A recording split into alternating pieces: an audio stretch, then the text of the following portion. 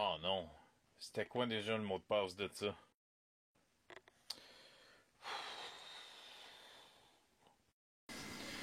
Vous est-il déjà arrivé d'oublier un mot de passe?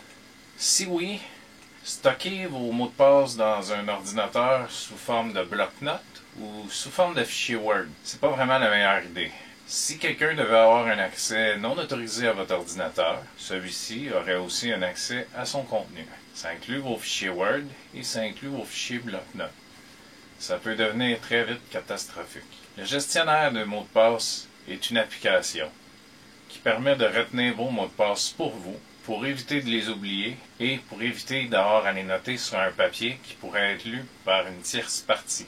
Plusieurs gestionnaires de mots de passe existent et je ne les ai pas tous essayés, mais voici une démonstration de celui que j'utilise depuis plusieurs années. J'ai nommé UPM ou, en anglais, Universal Password Manager. C'est un gestionnaire de mots de passe avec une base de données cryptée qui peut être synchronisée sur toutes vos plateformes, disponible sur Android, Windows, Linux, Mac et etc.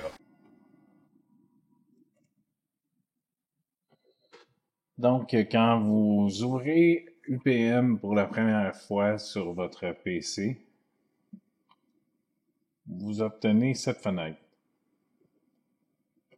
Cette fenêtre est complètement vide. Vous devez donc cliquer sur Base de données, Nouvelle base de données, ou Database, New Database, et puis vous devez choisir un emplacement là, pour sauver le fichier.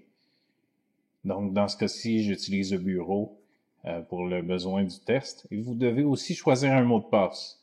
C'est très important de vous rappeler ce mot de passe-là parce que si vous l'oubliez, vous n'allez pas être en mesure d'ouvrir la base de données et il n'y a aucune façon de le récupérer. Une fois que c'est fait, vous pouvez commencer à créer des comptes. Pour chacun des comptes, vous allez pouvoir mettre une description, un nom d'utilisateur et un mot de passe. Et UPM va stocker cette information-là pour vous. Donc, dans ce cas-ci, j'ai mis email à Gmail. Et puis, vous pouvez utiliser le générateur de mots de passe si vous ne savez pas quel mot de passe utiliser. Vous pouvez aussi mettre des notes. Donc, si vous acceptez ça, quand vous allez ouvrir la base de données la prochaine fois, on va vous demander votre mot de passe. Et puis, si vous double-cliquez sur le compte que vous désirez utiliser, vous allez avoir l'option de copier le mot de passe et puis vous allez pouvoir le coller dans la fenêtre de mot de passe sur le site où vous utilisez ce compte-là. Donc, c'est très pratique, là, plutôt que de retenir des centaines de mots de passe.